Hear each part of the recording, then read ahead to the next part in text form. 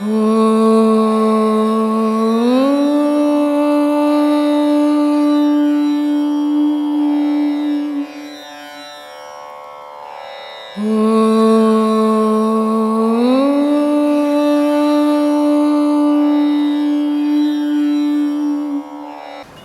பொருளும் ஒன்றை சார்ந்து இருக்குது.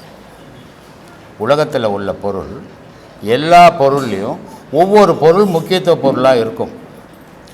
அது மாதிரி பார்க்கும்போது மரம், செடி, கொடி இதுக்கெல்லாம் முக்கிய பொருளாக இருக்கிறது நீர். மலை, மண் இதுக்கெல்லாம் முக்கிய பொருளாக இருக்கிறது நெருப்பு. மனுஷனுக்கு, மற்ற ஜீவராசிகளுக்கு முக்கிய பொருளாக இருக்கிறது காற்று. அப்போது ஒவ்வொரு பொருளுக்கு ஐம்பொருள், ஐம்பூதங்கள், 5 பஞ்சபூதங்கள், 5 பஞ்சபூதங்களுடைய நிலைகள் எல்லா பொருளையுமே இருக்குது. இருந்தாலும் அதை ஆதிக்கம் செலுத்துறது ஒவ்வொன்றில் ஒவ்வொரு பொருள். மரம், செடி, கொடியெல்லாம் பார்த்திங்கன்னா நீர் முக்கியம். நீர் இல்லைன்னா அது இருக்காது, மற்றது எது இருந்தாலும். அதே மாதிரி மண், மலைகள் எல்லாம் பார்த்திங்கன்னா தட்னைகள்லாம் நெருப்பு வரும். அது நெருப்பு முக்கியத்துவம் கொண்டது. உயிரினங்கள் அத்தனையும் பார்த்திங்கன்னா காற்று முக்கியத்துவம் கொண்டது. அப்போது ஒவ்வொரு பொருளும் ஒவ்வொன்றும் முக்கியத்துவம் கொண்டு இருக்குது. இந்த மனித உடலில் நீர், நெருப்பு, ஆகாயம், பூமி 5 பஞ்சபூதங்கள் இயங்குது. ஆனால் 5 பஞ்சபூதங்கள் இயங்கினாலும் மனிதனுடைய முக்கியத்துவம் சுவாசம், காற்று தான் முக்கியமாக இருக்குது. இது உலகத்தில் 5 பஞ்சபூதங்கள் முக்கியத்துவமாக இருக்குது. மண், நீர், நெருப்பு, காற்று, ஆகாயம் 5 பஞ்சபூதங்கள் இருந்தால் கூட அங்கே முக்கியத்துவம் பெறுறது இயங்கிறது, இயக்கிறது. இயங்கிறது ஒரு பொருள் இருக்குது, இயக்கிற பொருள் ஒரு பொருள் இருக்குது. அப்போது இயங்குகிற பொருள் நீர், நெருப்பு, இயக்கிற பொருள் காற்று. இப்போ இங்கே ஒரு நெருப்பு எரிஞ்சிக்கினே இருக்குது. இது காற்று இல்லைன்னா எங்கேயும் போகாது, இங்கேயே எரியும். காற்று வந்ததுன்னா இது எல்லா இடத்துலையும் தூக்கின்னு போய் போடும். அப்போ எல்லா இடத்துலையும் நெருப்பை உண்டாக்கிடும். இங்கே ஒரு நீர்நிலை இருக்குது, இங்கே ஒரு நீர் இருக்குது. இந்த நீர் இங்கேயே இருக்கும் காற்று இல்லைன்னா. காற்று வந்ததுன்னா இந்த நீர் எடுத்து போய் அடுத்த இடத்துல கொட்டிடும். அப்போது 5 பஞ்சபூதங்கள்லேயும் உலகத்தில் பூமின்றது அசையாமல் இருக்குது, ஆகாயம்ன்றது அசையாமல் இருக்குது. இந்த இடையில் இந்த முப்பொருள் அகார, உகார, மகாரம்னு பேர் இருக்குது. அகாரமன்னா நெருப்பு, மகாரமன்னா நீர், உகாரமன்னா சப்தம், ஆகாயம். இந்த 3 பொருளும் சேர்ந்து தான் இங்கே இயங்குது. அப்போது நீர், நெருப்பு, காற்று இந்த 3 தான் இயக்கத்தில் இருக்குது. 5 பஞ்சபூதங்கள் இருந்தாலும் இயக்கிற பொருள் இந்த 3. இந்த 3லையும் தலையான பொருள் எதுனா காற்று. அதனால தான் ஒரு மனுஷன் உயிரோடு இருக்கிறேன்னா மூச்சு வருதுப்பா, செத்து போயிட்டேனா மூச்சு போயிடுச்சுப்பா. அப்போது எதையே முக்கியத்துவம் கொடுக்குறான் மனுஷன்? மூச்சுக்கு முக்கியத்துவம் கொடுக்குறான். மூச்சுன்னா என்ன? காற்று. காற்றுன்னா என்ன? பிராணன். அப்போது இதுதான் உலகத்துக்கு பிராணனாகவும் இருக்குது, நமக்கு பிராணனாகவும் இருந்து காற்று இயங்குது. காற்றே கடவுள்னு அதுக்கு தான் சொல்கிறேன் நான். ஏன்னா இப்போ நீ ஒரு ஸ்போர்ட்ஸில் கலந்துக்கணும். நீ ஒரு குழந்தை, ஒரு ஸ்போர்ட்ஸில் கலந்துக்கணும், ஒரு ஓட்டப்பந்தயத்தில் நீ ஓடணும். ஆனால் நீ குழந்தை எழுந்து ஓடிடுவியா? ஓட முடியாது. அப்போ நீ என்ன பண்ணணும்? பிறந்துட்ட உட்காந்து பழகணும், அப்புறம் நின்று பழகணும், அப்புறம் ஓடி பழகணும், அப்புறம் தான் நீ ஸ்போர்ட்ஸில் கலந்துக்க முடியும். அதே மாதிரி இறைவனை கலக்கணும் சொன்னால் உன்னுடைய உயிராகப்பட்டது மூலாதாரம், சுதிஷ்டானம், மணிப்பூரகம், அநாகதம், விசுத்தி, ஆக்ஞை இந்த 6 ஸ்தானத்தையும் நீ கடக்கணும். கடந்தால் தான் இறைவனை பார்க்க முடியும். இப்போ நீங்கள் கோயிலெல்லாம் பார்த்துருப்பீங்க, எங்கே பார்த்தாலும் எந்த கோயிலில் பார்த்தாலும் முதல் கடவுள் புள்ளியாரை வச்சுருப்பாங்க. இது என்ன புள்ளியாரை வச்சுக்கிறாங்க? பெரிய பெரிய கடவுள்லாம் உள்ளக்குது, அதை விட்டுட்டு இதை முதல் கடவுள்ன்றான். எந்த பூஜை போட்டாலும் முதல்லன்றான். இப்போ ஒரு முதலமைச்சரை நீ போய் பார்க்கணும்னு விருப்பப்பட்டுட்டேன். ஆனால் இந்த முதலமைச்சரை நீ பார்க்கணுன்னா முதல்ல நீ யாரை பார்க்கணும்? நேராக போய் நான் முதலமைச்சரை பார்க்க போகிறேங்க, நான் விடுவான்? நான் உன்னை விடமாட்டான். முதல்ல நீ வட்ட செயலாளரை பார்க்கணும், அப்புறம் பகுதி செயலாளரை பார்க்கணும், அப்புறம் மாவட்ட செயலாளரை பார்க்கணும், அப்புறம் முதலமைச்சரை பார்க்க முடியும். அப்போது வட்ட செயலாளர் மாதிரி உட்காந்துங்கிறார் பிள்ளையார் உடம்புல. முதல்ல அவர் அனுமதி கொடுத்தா தான் நீ அடுத்த இடத்துக்கு போக முடியும். அப்போ முதல் இருக்கிறது கடவுள். ஒரு குழந்தை பிறக்கும்போது ஒரு கோயிலில் போனீங்கன்னா நமச்சிவாயா அப்படின்னு எழுதியிருக்கும் இல்லையா? ஏன்றது கீழே வந்துடுச்சு. நான்றது மேலே வந்துச்சு கோயிலில் பார்த்தீங்கன்னா. ஆனால் அது இயற்கையில் மேலே இருக்குதா கீழே இருக்குதான்னு நீங்கள் சிந்திச்சு பார்த்தீங்கன்னா தெரியும். ஒரு குழந்தை பிறக்கும்போது கால் வருதா முதல்ல, தலை வருதா முதல்ல? ஒரு குழந்தை பூமியில் பிறக்க போதுப்பா, அதுக்கு கால் வருதா முதல்ல, தலை வருதா முதல்ல? தலை தானே வருது. அப்போ யா வந்து கீழே தானே வரணும். யான்றது பொருவ மையம். குழந்தை முதல்ல தலை வந்தது, யா முதல்ல மேலே தானே இருக்கணும். ஏன் மேலே போட்ட? தப்பு தானே அது. இதெல்லாம் யோசிக்கிறது கிடையாது, இதெல்லாம் எந்த மகானும் சொல்றதும் கிடையாது. இதெல்லாம் சிந்திச்சாதான் தெரியும். ஒரு குழந்தையினுடைய உடல்ல இருக்கிறது அது. நமச்சிவாயா, நமச்சிவாயா என்ன? நான்னா மண்ணு, மானா தண்ணி, யானா சீனா நெருப்பு, யானா வானா காத்து, யானா ஆகாயம். அப்போ நமச்சிவாயா, ஒரு நமச்சிவாயா சொன்னால் எடுபடுமா? எடுபடாது, அதுக்கு வேல்யூ கிடையாது.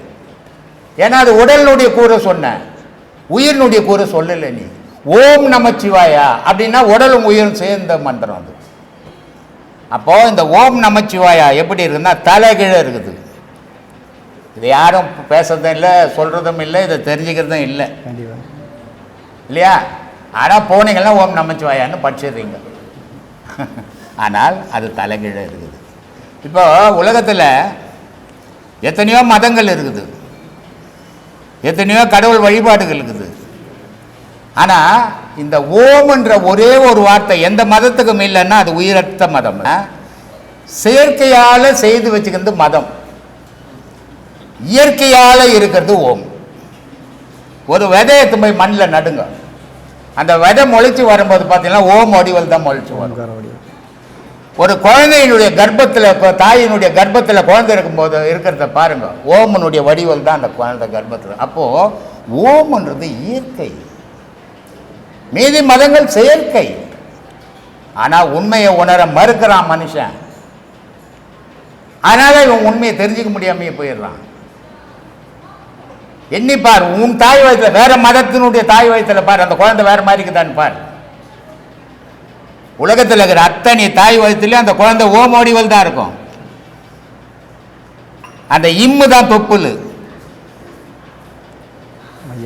அந்த குழந்தை மாவடிவல் தான் இருக்கும்.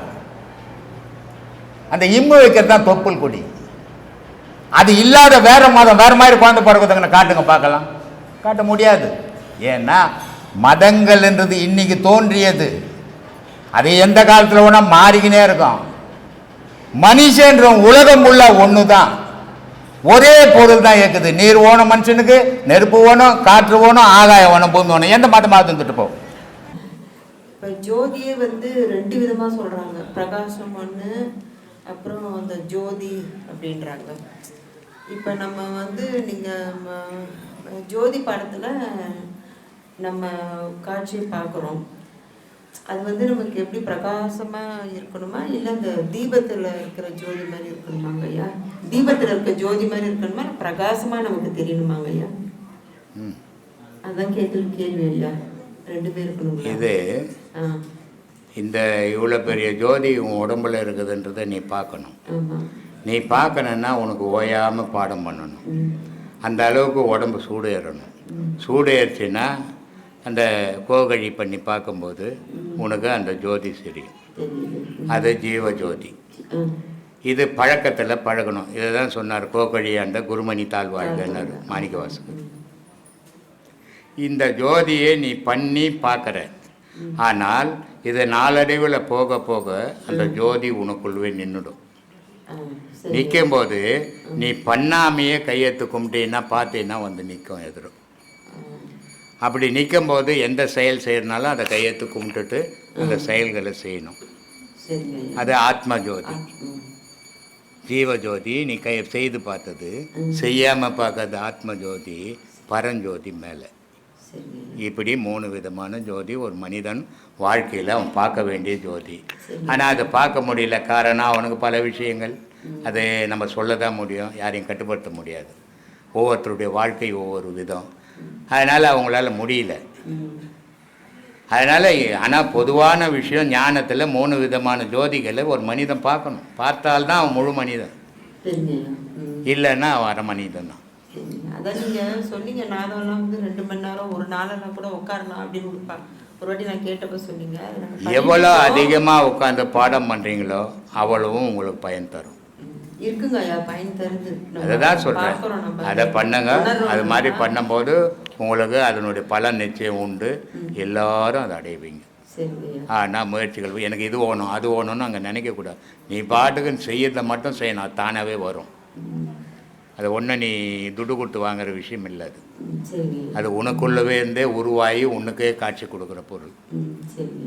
அதனால் அதை பார்த்தீங்கன்னா தான் இந்த மோட்சம் முக்தி இது அதெல்லாம் மனித பிறப்பு மற்ற பிறப்புக்கு போகாமல் மனித பிறப்பாக பிறக்கணும்னா உன் உயிர் மேலே பற்று வரணும். முதல்ல உடல் மேலே பற்றுக்கணும். செத்த உடனே எந்த நாயில் போவான், மனுஷனில் போவான், மாட்டில் போவான், எதில் ஒன்றாலும் போயிடுவான்.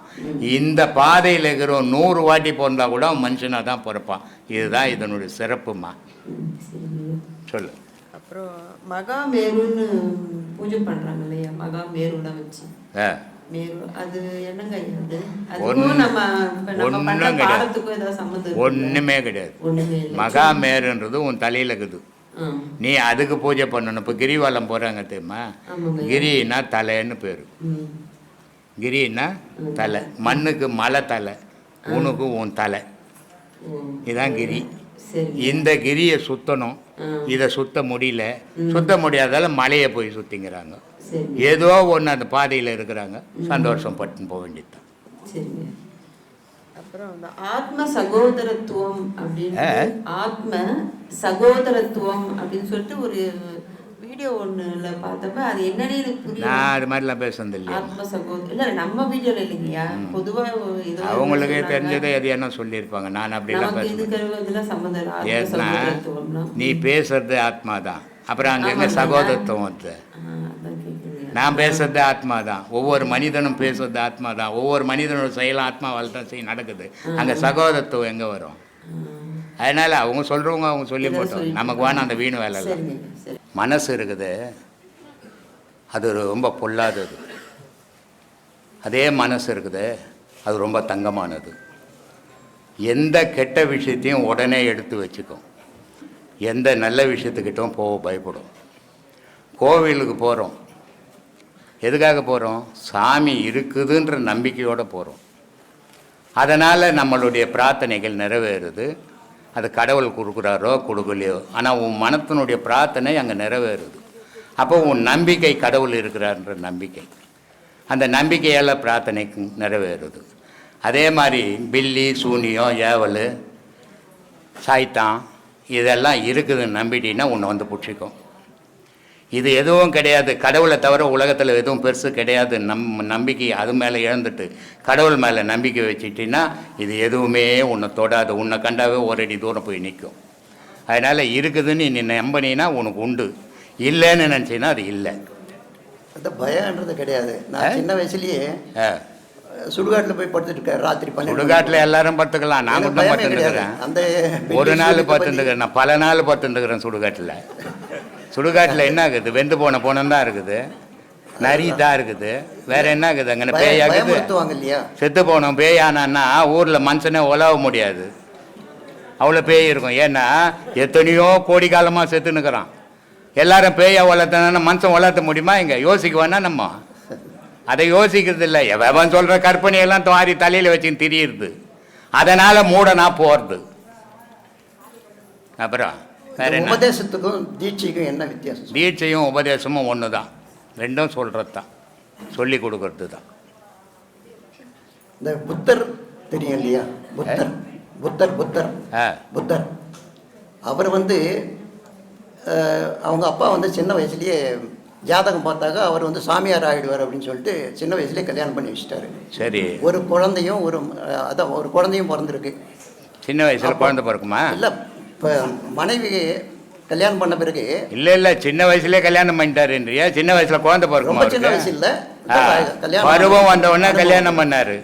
அது வந்து குழந்தையும் இருக்கு. அந்த அம்மா பேர் யசோதரை இருக்கட்டும். அவர் என்ன பண்றாரு, தியானத்துக்காக புத்தர் பேருனா காட்டுக்கு போயிடுறாரு. புத்தர் பேருனா கௌதம புத்தர். அவருடைய சித்தார்த்து ஆக்சுவலி உண்மையான பேரு, அவருடைய உண்மையான பேரு சித்தார்த்த. அவர் காட்டுக்கு போயிடுறாரு. போயிட்டு திரும்பி வந்த பிறகு அதான் அரசு குடும்பத்தில் பிறந்ததுனால தப்பா பேசி படிச்சுக்கிற பொழுது இல்லை சாமி, இது இல்லை தப்பா படிச்சிருக்கிற தப்பு இல்லை. அது திரும்பி வந்த பிறகு மனைவி கேட்குறாங்க, நீங்கள் சொல்லிகிட்டே போயிருக்கலாமே, நான் வேணான்னு சொல்லியிருப்பேன் அப்படின்னும் போது அவர் சொல்கிறார், என் மேலேயே நம்பிக்கை கிடையாது, அதனால நான் சொல்லாமல் போயிட்டேன். சரி, இது ஞானம் கிடைச்சது, அது இங்கேருந்து கிடைச்சிருக்கும் இல்லையான்னா இங்கேயும் கிடைச்சிருக்கும், அங்கே போன பிறகு தான் அது தெரிஞ்சுது அப்படின்றாரு. அதே மாதிரி நீங்கள் குடும்பத்தையும் ஏற்றுக்கிட்டு இந்த ஆன்மீகத்தில் இவ்வளோ தூரம் பயணம் பண்ணிக்கிட்டு வரீங்கன்னா உங்களுக்கு கடவுளாக கும்பிட்றதுக்கு தப்பு என்ன இருக்குங்க? கடவுள்னு என்ன சொல்லக்கூடாது, தப்பு அது இல்லை. அந்த தகுதி நான் இந்த ஞானி சித்தர் யோகி அப்படின்லாம் என்னை சொல்லுவாங்க, நான் அதை ஏற்றுக்கிறதே கிடையாது. எனக்குன்னு அப்பா அம்மா வச்ச பேர் ஒன்று இருக்குது, நித்யானந்தம்னுட்டு. நாடு நந்தத்தை நாடு நித்தியம் நந்தத்தை நாடுன்னு ஒரு பாட்டு இருக்குது. அந்த ஆனந்தத்தை தேடினுக்கிறேன், நானே என்னையே தேடினுக்கிறேன். நான் ஞானியும் இல்லை, மகானும் இல்லை, சித்தரும் இல்லை, மனுஷன். அனுபவத்தில் பேசினுக்கிறேன். நான் தேவையற்ற பேரெல்லாம் என் தலையில் வாரி போட்டுக்கிறதுக்கு நான் தயாராக இல்லை. கௌதம புத்தர் அவருக்கு ஜாதகம் பார்க்கும்போது அவர் துறவியாக போயிடுவார் வெளி உலகத்தில் விட்டா அப்படின்றதுனால, கௌதம புத்தருக்கு அவர் அரச வம்சத்தை சார்ந்தவர், சாதாரண குடிமகன் இல்லை. அந்த அரசர் என்ன பண்ணுறாரு, இவனை வெளியே விட்டால் தானே உலகத்தை பார்த்து அப்படி ஆகிடுவான்ட்டு ஆசிரியர்களெல்லாம் அரசாங்கத்துக்கு வர வச்சு வீட்டுக்குள்ளே படிக்க வைக்கிறார் அவர். ஆனால் முதல்ல அவர் வந்திருந்தால் கூட உலகத்தை பார்த்துருப்பார். வீட்டுக்குள்ளே படிக்க வச்சதால் அவர் வெளி உலகமே தெரியாமல் வளர்ந்தார். வெளி உலகம் தெரிஞ்சு வெளியே வரும்போது அவரை பல்லக்கில் தூக்கின்னு போகிறாங்க. தூக்கின்னு போகும்போது ஒரு பொணத்தை 4 பேர் சேர்ந்து முன்னாடி தூக்கின்னு போயின்னுக்கிறான். அப்போ புத்தர் கேட்குறாரு, என்னடா ஒருத்தனை படுக்க வச்சு தூக்கின்னு போகிறாங்கன்ட்டு. இல்லை சாமி, அவன் செத்து போயிட்டான் அப்படின்னு. செத்து போயிட்டானா, சரி போ அப்படின்னு. இன்னொரு இடத்துக்கு போனால் ஒருத்தன் கையேந்தி பிச்சை எடுத்துன்னுக்கிறான். அவன் என்னடா பண்ணுறான்னு கேட்டுன்னுக்கிறான். அவனுக்கு வயிற்றுக்கு வழி இல்லை, பிச்சை எடுக்கிறான். இப்படியே பார்த்து கட்சியில் இறக்கிட பல்ல கண்ணிட்டு இறக்கிட்டு போதி மரத்தடியில் போய் உட்கார்றாரு. போதி மரம்னா என்னது? என்ன சாமி? அரச மரம், போதி மரம். அதனால தான் பிராமண பசங்க படிக்கணும்னா காலையில் அரச மரத்தடியில் உட்காந்து படிப்பாங்க. ஏன்னா ஞானத்தை உருவாக்குற மரம் அது. அதனால தான் பெண்கள் குழந்தை இல்லைன்னா கூட வேப்ப மரத்தையும் அரச மரத்தையும் சுற்றுனுது. அது ஒன்றும் வந்து வைத்தியம் பண்ண போதில்லை. அதனுடைய காற்று கர்ப்பப்பையில் இருக்கிற பூச்சிகளை அழிச்சிடும். அதனால் கர்ப்பம் தரிக்கும். எல்லாம் எதுவும் முட்டாள்தனமாக அறிவுபூர்வமாக வச்சுக்கிறாங்க. நம்ம முட்டாளாக ஆகிட்டோம், அதனால் நமக்கு தெரியல. அதெல்லாம் பார்த்தா கிண்டல் பண்ணுற மாதிரி இருக்குது. போதி மரத்தடியில் உட்காந்துட்டார். அப்போது அரசன் சும்மா இருப்பான்னா, இளவரசனாச்சு இழுத்துக்கின்னு போய் அரசபையில் வச்சுக்கிறாங்க. ஆனால் 2வது வாட்டி அவர் உட்காரும்போது அவர் கிட்ட போக முடியல யாரும். ஆனால் தீட்சை ஆகிப்போச்சு. அப்படி வந்த மகான்கள். ஆனால் எவ்வளோ ஆண்டுகளுக்கு முன்னே வந்தார்? கிட்டத்தட்ட 3500 ஆண்டுகளுக்கு முன்னே வந்தார். இன்றைக்கி எத்தனையோ மதங்கள் நாங்கள் தான் மனுஷனே தோண வச்சோம் அப்படின்னு பேசிக்கிது. ஆனால் இந்த மதங்கள் தோன்றதுக்கு முன்னாடியே புத்தர் வந்தார். மதங்கள் தோன்றதுக்கு முன்னாடியே ஜெயினர் வந்தார். இப்படி பல மகான்கள் வந்தாங்க. இந்து மதத்தில் எண்ணவே முடியாத மகான்கள் வந்தாங்க. ஆனால் யாரும் தற்பெருமைக்காக வாழலை. இன்றைக்கி இருக்கிற சாமியாரெல்லாம் பேர் புகழ் தற்பெருமை இது வேணும், இதுக்காக பல காரியங்கள் செய்கிறாங்க. நம்ம அப்படி செய்யக்கூடாது. அது மாதிரி பேரெல்லாம் நம்ம விரும்பக்கூடாது. மாற்றமும் இல்லாத இருக்கிறீங்களா? என்ன மாற்றம் வேணும்? நானாகவே இருக்கணும்னு விரும்புவேன். நான் யார் மாதிரியும் ஆயிடணும்னு விரும்புவேன் கிடையாது. புகழ் இருந்தால் அது உலகத்தோடு இருக்கிறோம். என் மனசுக்குள்ளே போகக்கூடாது. என் மனசுக்குள்ளே பூந்தால் என்ன மாதிரி கெட்டவனே இருக்க முடியாது. ஏன்னா புகழ் போதை, பதவி போதை, மனைவி போதை, குடி போதை, இதெல்லாம் மனுஷனுடைய தரத்தை கெடுத்துடும், தகுதி அழிச்சிடும். அதனால் இந்த மாதிரி போதைக்கெல்லாம் ஒரு ஆன்மீகவாதி ஆசைப்படவே கூடாது. உன் கடமையை, கடவுள் இட்ட வேலையை நீ செய்துனுங்கிற, அது மட்டும்தான் உன் நினைப்பில் இருக்கணும். நான் பேசுகிறேன், 1000 பேர் கேட்குறான், ஆஹா என்ன மாதிரி ஆளே இல்லைன்னு நினச்சிக்கினீன்னா உன்னை விட முட்டாளே யாரும் இல்லைன்னு சொல்லிவிடுவேன் நான். அதனால் அந்த மாதிரிலாம் ஆசைப்படக்கூடாது. நம்மளுக்கு கடவுள் ஒவ்வொரு மனிதனுக்கும் ஒவ்வொரு வேலையை இட்டிருக்கிறான் இந்த உலகத்தில். அந்த வேலைகளை சீராக செய்துட்டு நம்ம போய் சேர வேண்டியது வேலை நமக்கு. அதான் அதை விட்டுட்டு இந்த புகழுக்கு போதைக்கு இந்த இதுக்கெல்லாம் தெரிஞ்சுக்கின்னு இருந்தோம்னா கெட்டு போகிறது நம்மளாக தான் இருக்கும்.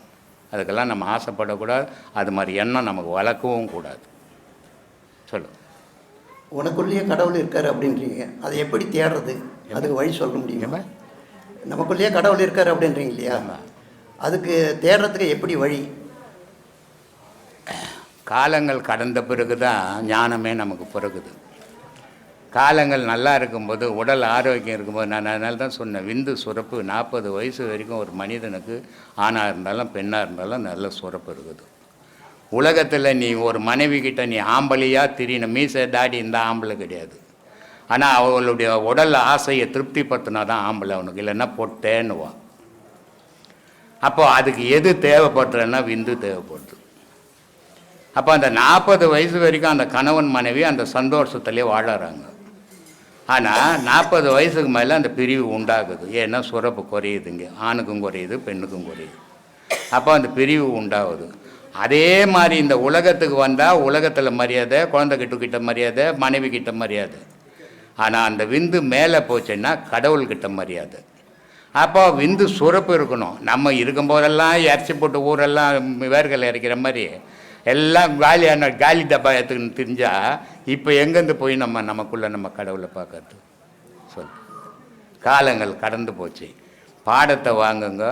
முறையோடு கிடைச்ச வரைக்கும். இப்போ 15 வயசு பையன் ஓட்டப்பந்தயம் ஓடுறான், 400 மீட்டர் கிலோ இதில் ஓடுவான். நம்ம ஓட முடியுமா? அது மாதிரி சரி, அவன் 400 இதில் மீட்டரில் ஓட்டோம், நம்ம ஒரு 10 மீட்டர்லையாவது ஓடி பார்த்துக்கலாம் அப்படின்னு ஓடலாம். ஓடின வரைக்கும் லாபம்னு ஓடுங்க. ரமணர் சொல்கிறாரு, ஒரு அண்டா தேய்ச்சின்னுக்கிறாரு. அவர்கிட்ட வந்து ஒருத்தர் கேட்குறாங்க, இவர் தான் ரமணர்னு வந்தவங்களுக்கு தெரியாது. ரமணர் எங்கங்க? நான் கூட அவரை தாங்க தேடிங்கிறான்றாரு. அண்டா தேய்ச்சிக்கின்னு அவரை தான் நான் தேடிங்கிறேன்னு அவரே சொல்கிறாரு. அப்போ காரணம் என்ன? அவ்வளோ பெரிய மகானே சொல்கிறாரு. ஆனால் இங்கே நம்ம ஆளுங்க சொல்கிறான், நான் கடவுளை பார்த்துங்க, தரிசனம் பண்ணுங்க, வந்தாருங்க, போனாருங்க, எங்கள் வீட்லாங்க சுற்றினாருங்கன்னு நின்றுக்கிறான். அது எப்படி எனக்கு தெரியல. அவ்வளோ பெரிய மகான் அந்த மாதிரி சொல்கிறாரு. அதே நேரத்தில் ஒரு அந்த ஆசிரமம் இருவாட்சி குகைக்கு செவுறு கட்டிங்கிறாங்க, சேறு வாரி குத்துங்கிறாரு பாண்டில். ஒரு குரூப் ஒரு 10 பேர் அவரை பார்க்கணுன்னு போகிறாங்க. ரமணர் எங்கெங்கன்றாரு. அவர் எங்கே போய்க்கிறார் தெரியலங்கன்னு இவரே சொல்லிவிட்டார். திருப்பிக்கின்னு வராங்க அவங்க. இவருக்கு சாப்பாடு எடுத்துன்னு போகிற ஒரு அம்மாவுக்கு, எங்கெங்கே போய் வரீங்க? ரமணரை பார்க்க போனாங்க, அங்கே இல்லையாம்மாங்க. வாங்க பார்க்கலான்ட்டு அந்த அம்மா திருப்பி இட்டுன்னு வராங்க. இட்டுன்னு வந்துட்டு இவர்கிட்ட கேட்குறாங்க, உன்னை தானே பார்க்க வந்தாங்க, நீ ஏன் அவரை காணோன்னு சொல்கிறியே, இது எப்படி? நான் தான் ரமணர் நான் மோளம் அடிக்கணுமா அப்படின்றாரு. ஏன்னா நல்ல மகான்கள் எந்த புகழுக்கும் ஆசைப்பட மாட்டான். இந்த அரட்டிக்கிட்டுங்க தான் எல்லா புகழுக்கும் ஆசைப்படும். ஆன்மீகம் தெரியாதானா? ஆன்மீகம் தெரிஞ்சது. கடவுளை எவன் ஒருத்தன் உணர்ந்தானோ, கடவுளை எவன் ஒருத்தன் பார்த்தானோ வெளியே பேசவே மாட்டான், சொல்லவே மாட்டான். இந்த பார்க்காதவன் பிரமையில் திரியிடுவேன், பில்லி இருக்குது, சூனியங்குது, ஏவல் இருக்குது, குடிசை தாங்குதுன்னு சொல்லின்னு இல்லை. இப்போ நம்ம அந்த மாதிரி பிரமையில் திரியிடுவேன். நான் கடவுளை பார்த்துங்க, கடவுள் என் கூடவே இருந்தாருங்க, நான் தரிசனம் கொடுத்தங்க, இந்த கதையெல்லாம் சொல்லுவான். நம்ம காதில் மூடிக்கின்னு கேட்டுக்கணும், பேசவே கூடாது. அதனால் உங்களை தேடுங்க. மனிதனோட சுவாசம் இருக்குது, அது 3 அடி தூரத்தில் ஒரு மனுஷன் நின்னானாவே, ஒரு நல்லவன் 3 அடி தூரத்தில் நின்னான்னா, ஒரு கெட்டவன் 3 அடி தூரத்தில் நின்னான்னா, இந்த கெட்டவனுடைய மூச்சு போய் நல்லவனை கெட்டவனை மாற்றிடும். அவ்வளோ சக்தி உண்டு இந்த மூச்சுக்கு. இந்த மூச்சினுடைய இயக்கத்தில் தான் இந்த பூமியை சுற்றிட்டு இருந்தது. அப்போ இந்த மனிதனுடைய மூச்சு படும்போது மகானுக்கு மனசு மாறி போயிடும். இப்போ விஸ்வாமித்திரர் இருந்தார். விஸ்வாமித்திரர் ஒரு பெரிய மகான். வசிஷ்டர் அவருடைய இதை கிடைக்கணுன்றதுக்காக சகுந்தலி அமைச்சார் இல்லையா? அவ்வளோ பெரிய மகானுக்கு சகுந்தலையில காத்து பட்டவன கணவன் மனைவியா வாழறதுக்கு ஆசை வந்துச்சு இல்ல? அப்போ அவ்வளோ பெரிய மகானு மாறி போயிட்டார். ஏன்? அவர் தனித்து இருக்கிற வரைக்கும் அவரு தான் இருந்தார். ஒரு பெண் அவரோட இணைஞ்ச உடனே அவருக்கு மனம் மாறி போச்சு. அப்போ இந்த சித்தர்கள் மக்களோட அவங்க உறவாடினாங்களோ அவங்க மனம் என்ன ஆகும்? மாறி போயிடும். சித்தர்ன்ற பேரே இல்லாம போயிருக்கும். அதனால சித்தன் அப்படின்னா என்னன்னா எல்லாரும் என்ன நினைச்சுக்கிறாங்க, வைத்தியம் பண்றவன் அப்படின்னு நினைச்சுக்கிறாங்க. சித்தர்னா வைத்தியம் பண்றவங்க இல்ல, அறிவாளின்னு அர்த்தம். சித்தம்னா அறிவு. அதை ஆராய்ஞ்சு எது சரி எது தப்பு எது செய்யணும் எது செய்யக்கூடாதுன்னு தேர்ந்தெடுத்து தனித்து நின்னவங்க. அவங்க கடவுளுக்கு சமமானவங்க. அவங்களுக்கு உடல் அழிவே கிடையாது, இல்லாதவங்க. அவங்க எந்த காலத்திலும் இருந்துகினே இருப்பாங்க. இந்த உலகத்தினுடைய செயல்ல அவங்களும் பங்கு பெறுறாங்க. ஆனா இந்த சராசரி மனிதனால அழிவு. ஏதோ நிறைய பேர் எங்கிட்ட கூட கேட்பாங்க, சாமி இந்த சமாதி போனேன் அந்த சமாதி போனேன், எனக்கு ஒரு காரியமும் நடக்கலையோ. ஏன்னா சமாதியில் இருக்கிறவங்க சாதாரண ஆள் கிடையாது. சமாதியில் இருக்கிறவங்க உடலை மறந்து உயிரோட வாழ்ந்து ஆன்மாவோட கலந்தவன், ஆண்டவனோட கலந்தவன். அப்போ நீ அந்த பாதையில போடுவாங்க போனதான் உனக்கு அது செயல் இருக்கும். சாதாரணமா கோயிலுக்கு போற மாதிரி சமாதி போயிட்டு வந்தா நமக்கு எதனா காரியம் நடக்கும்னா ஒரு காரியமும் நடக்காது. இது அறியாமை.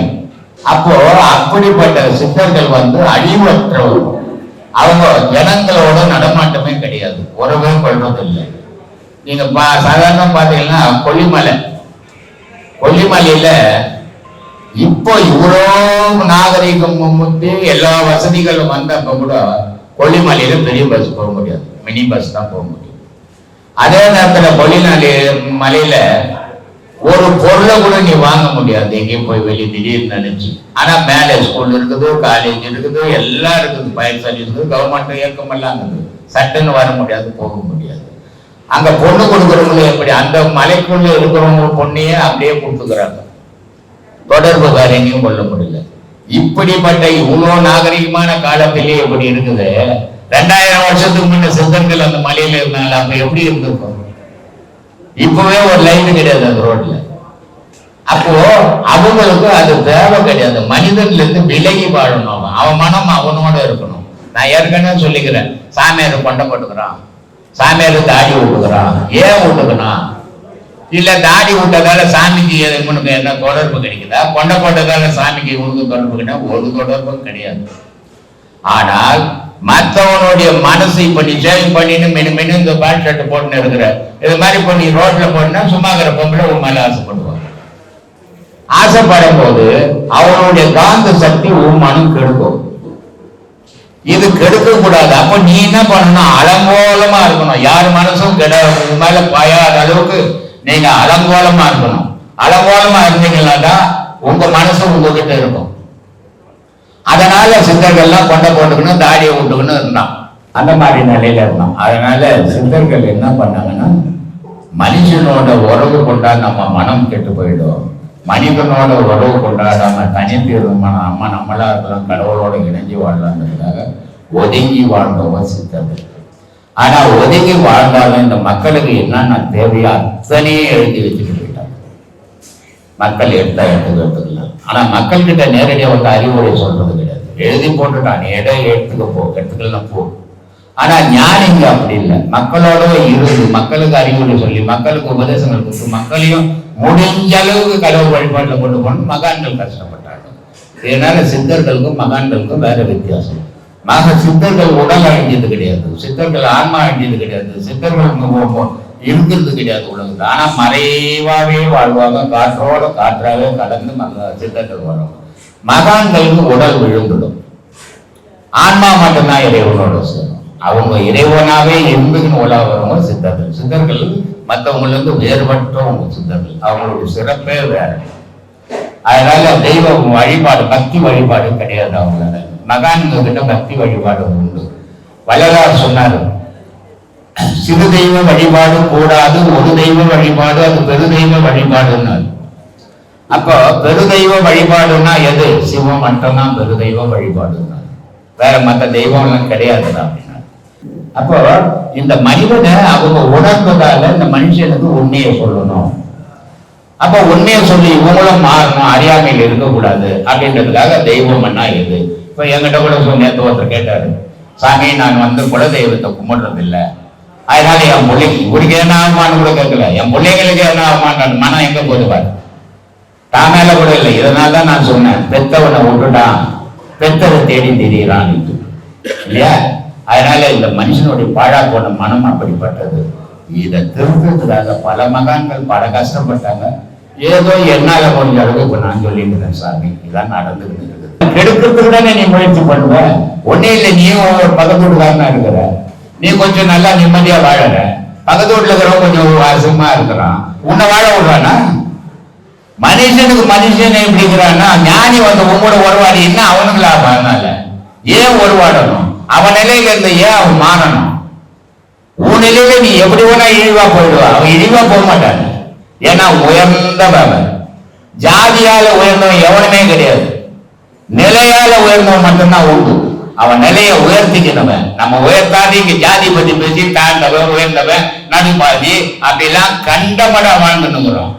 ஆனா அவன் வந்து உங்களோட சேர்ந்தா ஒன்னே இல்லை. நம்ம இந்த பாத்திரம் முழுக்கிறாங்க இருளர் இல்லையா, உள்ள வர பயப்படுறாங்க, வெளியே நின்னுங்கிறாங்க 3 மணி வரைக்கும். 1 மணி வந்து சாப்பாடு போடுறோம், சாப்பிடல. காரணம் என்ன? இந்த மக்கள் அவனை தாழ்த்தவன், நீ உள்ள வரக்கூடாது, வெளியே நிக்கணும் சொல்லி சொல்லி சொல்லி அவன் மனசுல அப்படியே ஊறி போய் இப்ப யாரும் சொல்லாம அவனே நிக்கிறான் வெளியே இல்லையா. ஆனா நான் என்ன பண்ணேன், கூப்பிட்டு எல்லாரையும் சாப்பாடு போட்டு 3 பேருக்கும் துணி கொடுத்து அமிச்சேன். போட்டு ஜாக்கெட்டு வேஷ்டி டவல் எல்லாம் கொடுத்து அமிச்சேன். ஏன்? சமமா வாழ கத்துக்கிடா. நீ கடவுள் அடையணும்னா கடவுள் சமமானவன், ஏற்றத்தாழ்வு இல்லாதவன். உன் மனசை சீர்படுத்தணும்னா கடவுள் வழிபாட்டுல போ, அப்பதான் உன் மனம் சீர்படும். ஏற்றத்தாழ்வு மனசுக்குள்ள வச்சுக்கிட்டீங்கன்னா நீ கடவுளை நெருங்கவே முடியாது, எவனாலே முடியாது, சும்மா ஏமாத்தினோன்னா இருக்கலாம். அதனால மனசை சமப்படுத்து. எல்லாரும் ஒரு உயிர் தான் நினைக்க கத்துக்கும். இதைத்தானே வள்ளலார் சொன்னார், ஜீவகாருண்யம் இல்லையா? அப்ப ஏன் சொன்னாரு அவர் பைத்தியமா? மனுஷன் பக்குவப்படணும்னா கடிக்கிறது, குத்துறது, இடிக்கிறது சாப்பிடக்கூடாது. சாப்பிட்டா எதை சாப்பிட்டாலும் அதுதான் இவன் உடல்ல ரத்தமா மாறுது. எது ரத்தமா இருக்குதோ அதுதான் குணங்களா மாறுது இல்லையா? அந்த குணத்தை சீர்படுத்தணும்னா நீ சாந்தமான பொருள்களை சாப்பிட்டீங்கன்னா சாந்தமா இருப்ப. இப்ப கூட நம்ம சிஷியம் ஒருத்தங்கிறான் 3 கிலோ ஆடு இங்க சாப்பிட்டா தெரிஞ்சு போகுதுன்னு வெளியூர்ல போய் ஆந்திரா பக்கம் அடுத்து சாப்பிட்டு வந்து உபதேசம் கொடுத்துக்கிறான். இது எவ்வளவு பெரிய பாவம் தெரியுமா? இது பெரும் பாவம். இது அதை விட கம்மன்னு இருக்கலாம். ஏன்னா புகழ தேடி மனிதன் தெய்வீகத்துல போறான். தெய்வீகத்துல போகும்போது புகழ் நீ இழந்துடணும், அப்பதான் தெய்வம் உனக்கு சாத்தியமாகும். இதெல்லாம் அறியாமையில பண்ணினுங்கிற தவறுகள் சாமி. சித்தர்கள் மனிதனோட உறவாடக்கூடிய அவசியமே இல்லை. ஆனா மனிதனுக்கு என்ன தேவை அத்தனை எழுதி வச்சுட்டு போய்க்கிறான். இந்த மனுஷனுக்கு அது புரியல, புரியாதான் மறைச்சிட்டான்னு சொல்லிக்கிறான். என்கிட்ட ஒரு பையன் வந்தான், தந்தி பேப்பர் 3 ரூபாய், அதையே துண்டு கொடுத்து வாங்கி படிக்க மாட்டான். ஓசியில கடையில வாங்கி போடுறாங்களா, அங்க வந்து ஒரு எழுத்து விடாத படிச்சுட்டு போவான் இல்லையா? அவன் சொல்றான் ஒரு நாள் என்கிட்ட எல்லாம் மறைச்சிட்டாங்க. ஏடா பேப்பரே நீ துண்டு கொடுத்து வாங்கி போட, எப்ப எத்தனை தேடினேன் நீ வாங்கி கொண்டு உட்காந்து. அந்த மாதிரி புகழுக்கு பேசுற மனுஷன் உண்மைக்கு பேசுறதில்லை. உண்மைக்கு பேசணும். தெய்வீகத்துல போனீங்கன்னா சத்திய நிலையில போகணும். ஏமாத்தல், முள்ள மாதிரி தானோ, மொட்டு தானோ, அதெல்லாம் தெய்வீகத்துல காட்டக்கூடாது. வாழ்க்கையில எப்படியாவது வந்துட்டு போகும். அதனால அந்த மகான்கள் என்ன பண்ணா, இப்படிப்பட்டவங்க கூட கூடி வாழக்கூடாதுன்னு ஒதுங்கி வாழணும். இதான் சாமி சித்தர்களுடைய வழிபாடு.